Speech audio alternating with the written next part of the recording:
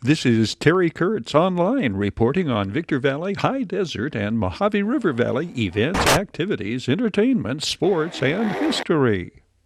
Alex Tremble, Silverado High School graduate, sits down with his former high school counselor, John Pinkerton, and Joseph W. Brady. I've never heard. Today is the first time you've ever called me John. John Pinkerton and Joseph W. Brady, both Victor Valley College board members, the interview a part of Alex Tremble's series on leadership. Joe, John, if that's okay, I can use you guys as first name today. I know you're men of power. So I'm going to ask you guys one last question. I try to ask everyone I interview because it's really always some really great information. What is the best bit of advice that you've ever received? Who gave it to you? And why was it the best bit of advice? You want to start, John? Yeah, I think one of my mentors is Dean Fowler, the Dean of Boys at the academy I spent 4 years at in high school. And, he always just, he taught me to, through his way of dealing with me, a hard-headed young man that you couldn't tell much. He loved me. He treated me like I was his own. And that's made an impact on me. You know, when you were coming up, I loved you and I tried to treat you like my own. And I've done that for many, many years now.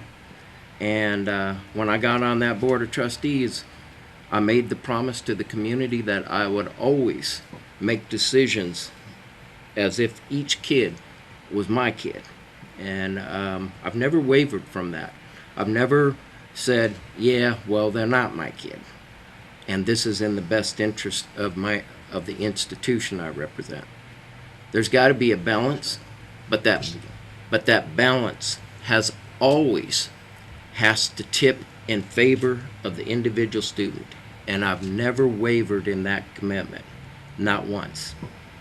Thanks, John. Joe, the best bit of advice that you've received, who gave it to you, and why? Well, I don't know. At the time of my life, it was advice. I think it was really more of a calling. John and I have a lot of things in common. We both went away to private high schools, and there was a reason for it. I went away. I was not a good kid. I was always in trouble. I was the first of 5 boys. There were 3 boys, and then there was a gap, and then there were 2. I was always blaming people. I always blamed everybody. You know, I blamed John, I blamed you, I blamed everybody for everything I did. And every time I got caught, I would say to my dad, well, Alex made me do it. You know, John put the paint in my hand whenever I did graffiti. At the end of the day, I'd gone to a military school at a very young age. A Marines military school, 7th and 8th grade. Then I went away to high school. And somehow, over that period of time, there were 3 things that I said about my father, who I didn't always have a close relationship with. He was very tough, and we didn't always agree. But there are 3 things I said at St. Brendan's Cathedral down in LA when he passed away. He taught me 3 important things. When you're dealing with people, be sure to deal with people that are good ethics, morals, values. 2, are they accountable and responsible? But the last thing, and John's heard this, the board's heard this a million times, actions speak louder than words. So I am really, really tough about you saying to me, Joe, I'm going to go out and do X. And I just sit back and watch your actions. Yeah. I cannot tell you how many times, and I think John said earlier, you see people on Facebook, okay? Boy, it's almost like, wow, I didn't know that was the way that guy was. You know, they always say, put somebody like in a conference room, close the door and give them a camera and see who they really are. Mm-hmm. So that's how I judge things. And has it created a problem? It creates a constant problem because I'm 63. I'm not getting any younger. I'm more stuck in my ways. But if you say to me, Joe, this is what I'm going to do, I'm going to say, Alex, that's how I'm going to do it. And John will tell you, he'll probably put it on my gravestone.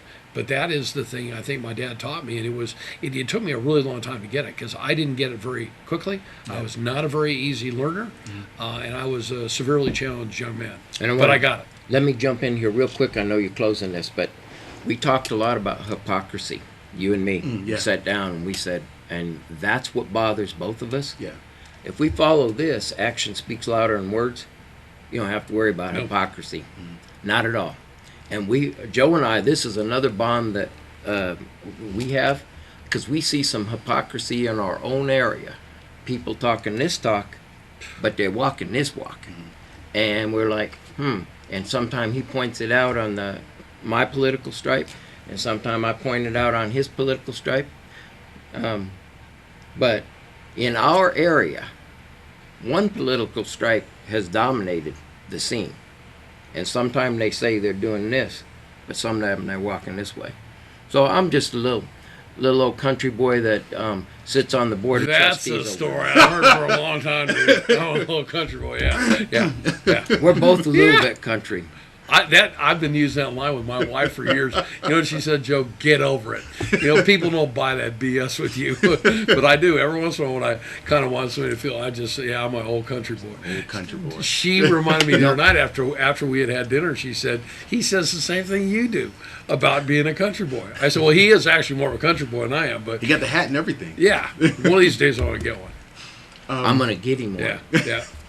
Thank you so much. I mean, actually, before we wrap up, your stories made me think of one thing that's happened recently. I was talking to my niece, and I asked her. She's young. She's 10 years old.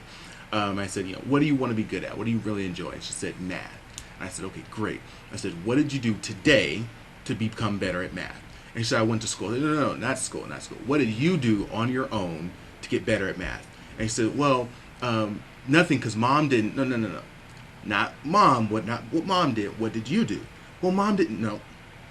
You've been on your phone all day on YouTube, right? Could you have done anything yourself to become better at this? Mm-hmm. Yeah. Did you do it? No. Why don't you go do something? Okay. Checked with her in a few minutes. Wasn't doing it. She's watching YouTube. I share that story to underline what you guys were talking about one, walking the walk and talking the talk. And he two, can be very, very, very lonely doing it. Oh, yeah. Let me tell you, there are times that I'll walk in a room and I know how lonely it is by making a decision that is absolutely right, but the action speaks louder than words. Mm-hmm. And you know what? You got to suck it up and move on. There have been times, and John's aware of them, where for 3 years something went on, and then all of a sudden the truth came out. Actions didn't speak louder than words. So, I want to conclude something. I think that he wants to conclude something. We are both incredibly proud of you. You know, you're one of ours. You're from our area. You've done incredibly well. I mean, I get 450 emails a day. But when I get an email from you, 98% of the time I click on it. 50% of the time I read it. And you've done really well. And I mean, we need more people like you here. We need more leaders like you on up here, because this is where we all live, work, and play. And we're all part of the high desert, what we call the Mojave River Valley. I have to snitch something out. So I was checking with the legend up here, Terry Kurtz, and he says to me, that dude is a legend. he's freaking legend. So he should be in the Smithsonian Institute by now. No, we're not ready for that, because we still need him working. But he said, well, are you sure you want to do this? Because it doesn't look like Alex needs any of our help. And I said, well, no, I don't think he does need our help. But because Joe and I have such big egos, we think we can help Washington, and our boy's going to get this message back to Washington. Work together. Sir. And I thank you for coming all the way from D.C. just to interview us, man. We're proud of you. I thank you so much. And I am going to shake your hand, because I'm not worried about getting sick. Thank you, Joe. Thank you, You're John. So bad I make medicine sick. Hey, everyone who's watching this video, if you enjoyed this content today, if you found what John and Joe shared to be helpful, please share this with someone else. Again, get this message out, working together, walking the walk, being accountable for one's own actions and success. Thank you again. Everyone have a wonderful day. God bless. Terry Kurtz Online was brought to you by Down Home Grill in Victorville. Down Home Grill. Kids' $3 menu includes grass-fed cheeseburger, organic chicken tenders, grilled cheese with fries and berries, or salad and drink. Call 760-241-4663 for delivery. Drive-through, curbside, or pickup. Down Home Grill, corner of Bear Valley Road and Ridgecrest Road in Victorville. Bid fast and last. World-class auctioneers. Bid fast and last. Liquidation of government entities, vehicles, firearms, estates, antiques, fine jewelry, coins, and more. Bid online at bidfastandlast.com. Kick tires, start fires, kick ass, take names, and rock and roll. Valu Quality Truck Bodies. Family owned and operated locally since 1954. Valu manufactures state-of-the-art truck bodies for the construction industry nationwide. Valu Quality Truck Bodies, proudly showcasing teens, athletes, and youth-oriented activities. The Bradco Companies. Joseph W. Brady's Bradco Companies. The High Desert Mojave River Valley's longest-standing commercial brokerage firm. Bradco, leading efforts to improve the quality of life and standard of living for all residents throughout our high desert region. Serious legal problem? Don't go it alone. The other guys have attorneys just waiting to blow you away. Contact Iwanzak. Accidental death? Injured on the job? Contact Iwanzak. Business litigation? Vehicle accident? Unlawful detainer? Criminal litigation? Get the proper defense by going on the attack. Iwanzak Law Firm. Trial lawyers for serious problems. And by the Community Table Restaurant in the Holiday Inn in Victorville. The Holiday Inn, conference and convention center for the high desert and destination of choice of visitors and travelers to the Victor Valley. Terry Kurtz here, throwing out an invitation for you to catch up with High Desert Sports Activities. Your High Desert Sports Report, showing 3 times every day on Victor Valley TV. 7 and 11 every morning, 4 every afternoon. We hope you'll join us right here on Victor Valley TV. Tom Schibusch at his 45th annual March of Dimes fundraiser. His story? Most of you probably know the story, Tom's story. Some may have forgotten. But Tom himself was shall we say, afflicted with a birth defect, cerebral palsy at birth. And not too many people know this, but Tom, when he was born, he was premature, and he weighed literally 1 pound, 1.5 pounds, 18 ounces. He would literally fit in the palm of your hand when he was born. And Tom was never supposed to walk. He was actually expected he would be a quadriplegic for his life. And fortunately, a gentleman by the name of Dr. Bleck, who was at the time the chief of staff of Stanford Children's Hospital, took an interest in Tom at age 3. He had an experimental surgical practice he wanted to try out. And Gladys and Tom Sr., Schibusch, Tom's parents, said, why not? So the thing with cerebral palsy is your bones grow, and this is the quick, just a simplified version. Your bones grow, but your muscles don't. So what Dr. Bleck did was every 6 months, this poor kid, starting at age 3, had to go in and go into the knife. He would cut his muscles and reattach them, cut and stretch, cut and stretch, cut and stretch. Did that 18 times until he was through high school. And turns out, not only by the time he was in high school was he walking, but he could bench press 250 pounds, which was amazing because I don't think I could do that even then. So quite an interesting life. But in that period, Tom took an interest in the March of Dimes and the prevention of birth defects and supporting healthy moms and babies. And today marks the day, 45 years later. Tom's been doing this for 45 years for the March of Dimes. So if you could, just put your hands together for my friend Tom. So here's probably the accurate scenario. People have asked some different questions, and I don't know if I have 100% of the answer, but here's what I believe to be true. I started the walk for the March of Dimes when I was in Apple Valley Junior High School, and my principal, Rob Turner, I got kicked out of my math class because I was failing. And Mr. Rafferty, Terry, you remember Mr. Rafferty? Sure. So I get kicked out of my math class, and I get sent to the principal's office. And he said, Tom, with the grades you're getting in algebra, you should be paying attention to algebra instead of raising money for the March of Dimes. So I have one kid on my sponsor sheet, and Mark and Ojos, many of you know the Ojos family, and Mark gave me 35 cents and he didn't buy a Pepsi. And that was my first sponsor for the March of Dimes ever. So thanks for Mark's 35 cents. So I have 35 cents on my sponsor sheet and I get kicked out of class. And Rob asked me, Tommy, what are you trying to do? And I said, well, I'm trying to raise some money. And my friend Renee Delacruz, him and his mom and dad gave him $20. So he was the first, he's the one that gave me the sponsor sheet and asked me to walk for the March Times. So Friday, that was a Tuesday, Friday before school got out, I went back to the principal's office and he had my sponsor sheet filled up, minus a few people that were my neighbors on my street. And my sister Susie's back there, and we only had like 4 people on our street, right? So those people had contributed, and then I walked for the March Times.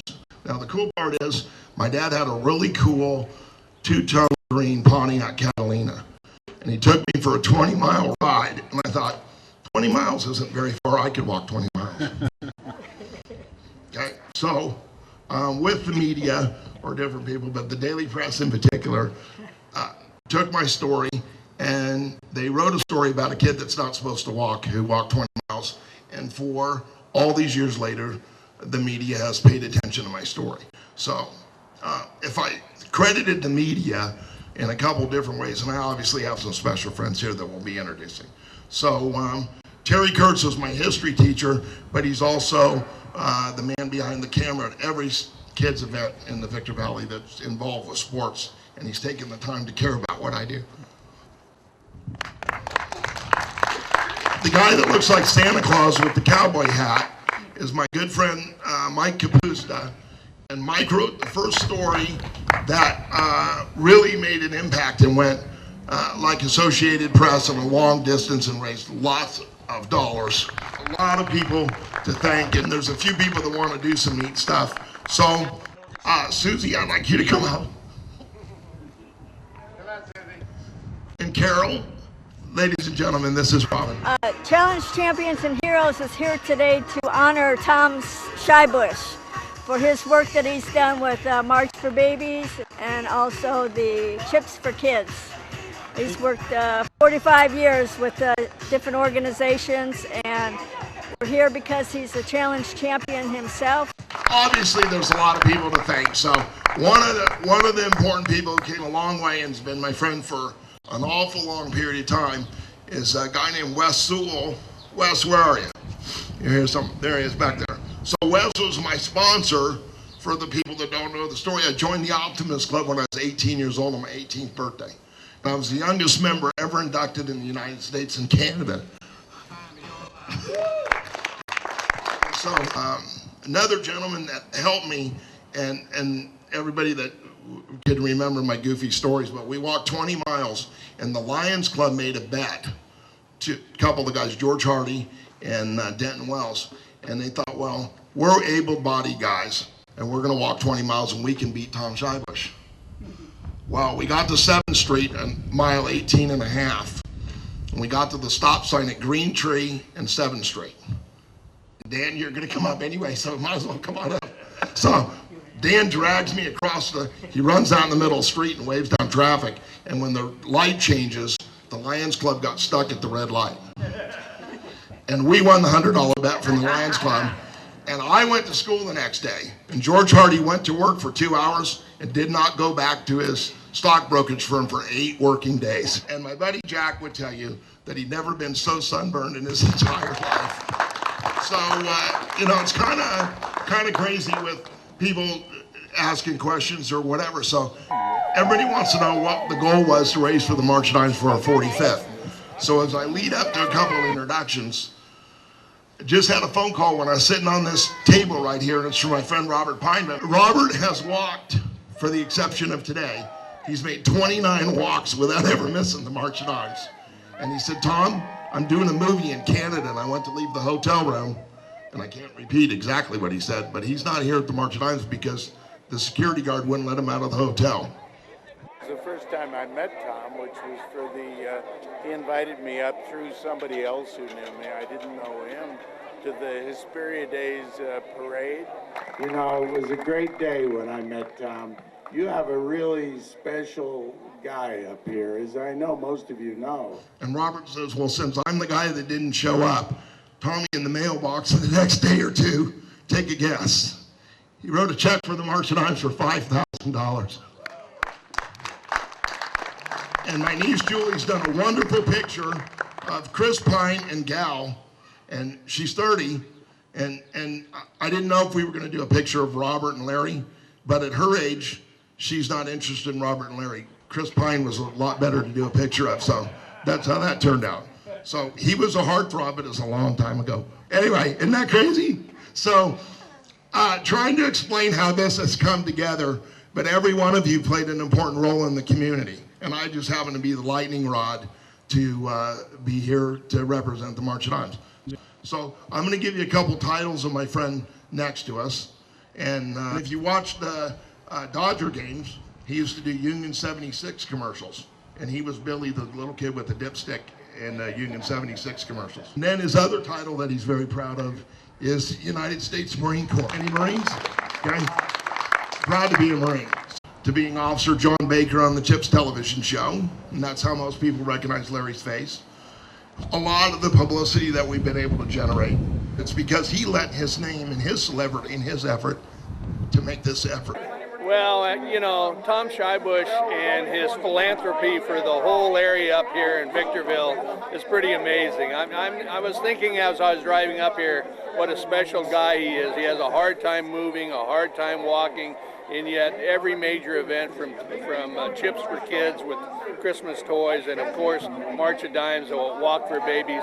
Tom's here walking in pain, by the way, and giving more than he takes. So that would be the most memorable. Here's a guy that really walks the talk when it comes to community. He gives more than he takes. That's number one. So Larry, thank you. Thank you, Tom. Thank you all for being here today, and God bless Tom and everything he's done for the community. It's really neat to see somebody that is philanthropic in their spirit and their heart, and just not faking it, not doing public relations because they're a celebrity or something else. He's the genuine thing and very special, so God bless you. I'd personally like to thank people in this area that have been so good to me. They know who they are, and I mean, recently, it's so weird that I come all the way up here to the desert, and the high desert, if you will, and the people in my life that have been probably the best to me are up here, which is like bizarre. And recently, I like to do hard labor and work hard. The Marine Corps in me never leaves me, and I like to work alone. I don't like to work with people. Sorry. PTSD probably, but anyway, I'm cutting down trees with chainsaws up in this backyard area and carrying out the trees myself and putting them all out so later on we can grind them up and I start to have a heart attack. And I'm feeling this really bad pain and I feel I'm gonna faint and fall down. And so I just stay there for a minute, breathe through my nose, try to get as much oxygen in my system, hope I don't fall. And I see the garbage truck going by and the garbage driver looking at me like, what's wrong with this dude? He's on some drugs or something. And make a long story short, it subsides, I go inside and I drive to the hospital, a VA hospital, and they say, yeah, you have to have a heart valve replacement. Your aorta's gone and there's no blood flow and your carotid artery's 90% clogged, and you know, and there's a bunch of other stuff that I won't bore you with. But to make a long story short, who did I call? Dr. Siva. And I called Dr. Siva and said, look, all the doctors that I knew, I was always with Blue Cross Blue Shield, and they were the better doctors, and Screen Actors Guild, because they're such a wonderful organization, they just canceled all their seniors' insurance, just for no reason whatsoever. You paid all these dues for 40 years and then you get canceled. So screw Screen Actors Guild. Luckily I had the VA as a veteran from the Vietnam War. And but Dr. Siva recommended a guy that had done 5,000 of these procedures, and he said, yeah, no, you go. He's going on vacation Saturday, Larry, so you got to go in there April 1st and have it done April 2nd. So I went in there April 2nd. They put this valve in my groin, came up, popped, put a new valve in. Next day I went home and here I am exercising and with Tom again. So I'd like to thank everybody up here in the high desert. God bless you. Thanks for having us today, and thanks for your support. Okay, and Chet, will you wave your hand? Really, without having this event, without having this site, the college tonight is having their Hall of Fame awards and it's outside. And because it takes the work to put this together, and I didn't know if there was going to be 2 people or whatever. Last time Larry walked with me, we look out at the sea of over a couple thousand people at the college at least raising money for the March of Dimes. So we didn't know what to expect. And when you put that much work into an event, you don't want the governor to close you down at the last minute. And I think this place, you've done a tremendous job, Chet, and it's been great for the village and the town of Apple Valley. And Jennifer, you've been great for me to work with, and I like this place, so it's really good. Jay, thanks for bringing the donuts. Yay. So we have donuts over there, and what we've done, and Jimmer from the radio station isn't here, but you know, everybody does things different. So I'll tell this last story, and then I'll tell you where you're gonna walk. So when the walk was 20 miles, he started in Victorville, and Larry brought his wife up when his boys were real little. She was pregnant with Chad. And so she's got a baby carriage with one, and she's pregnant with the other one. And so to take a break, we walk up 7th Street, and there's no junior high school anymore. It's all been blown down. That's where Taylor went to school. So you know Taylor's getting old when they take your school buildings down, right? So we get to Winchell's, and we're going to do our press conference in Winchell's. And the radio station promotion was even phony cops like donuts, right? And I had asked the sheriff's officer if I could put a mile of dimes out for all the schools I talked to. And he said, well, Tom, somebody's going to walk up the street with a shovel. So he took his chalk stick and he went up and he showed you where a mile of dimes would be, but he didn't let me put my dimes out. To their witness, because it's the first time Larry and Robert showed up together. And across the street, which is that center now, there was $300 minus $8, $300,000 in cash. Not in checks. It was 5s, 10s, 20s. And Robert leans over and he says to me, Tom, I think you can run around naked and throw money up in the air. No one's going to take your money. And here's how it happens. Hi, Larry. Hi, Robert. San Diego, Santa Barbara, Riverside, Sacramento. They had Chips fans. I had 174 officers and their families packing guns, walking with my boys for the March of Dimes. Okay, so phony cops like donuts is really just a goofy ass thing that we started just to have fun. So we have donuts over there. Thank you to Jaco for the donuts, but we do a salute for donuts just because it's helped the March of Dimes raise a lot of money. And Trinae, I see you back there. So Trinae's our superintendent of schools, and thank you for coming. And she got goofed up last year because it was the first time our walk went virtual. And you know, virtual walks aren't really the same. So I'll leave with this commercial. It is pretty neat to be in Apple Valley, America, and having the only walk. 5 years ago, there was 1,700 walks in the United States of America for the March of Dimes. Isn't that crazy? So here we are in Apple Valley. So God bless you, and it's great. So those of you that are athletic, you know, it's kind of... I truly appreciate each donation, regardless of the amount. I am proudest knowing that every donation has helped prevent a birth defect. On behalf of the March of Dimes, March for Babies, the High Desert communities, and your hometown of Apple Valley, our heartfelt gratitude, Tom. Thank you.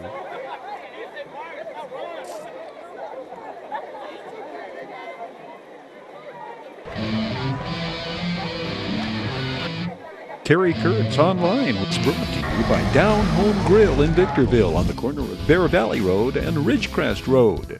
So. Bid fast and last, world-class auctioneers. Solid quality truck body, family owned and operated since 1954. The Bradco Companies, our area's longest standing full-service commercial brokerage firm. Iwanzak Law Firm, trial lawyers for serious problems. And by the Holiday Inn in Victorville, home of the Community Table Restaurant, the Holiday Inn, conference and convention center for the High Desert, and destination of choice of visitors and travelers to the Victor Valley. Terry Kurtz here, throwing out an invitation for you to catch up with High Desert Sports Activities, your High Desert Sports Report, showing 3 times every day on Victor Valley TV, 7 and 11 every morning, 4 every afternoon. We hope you'll join us right here on Victor Valley TV.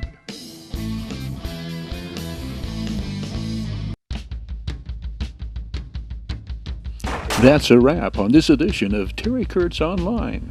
On behalf of Victor Valley Television Productions, thank you for watching. We hope to see you again next time around.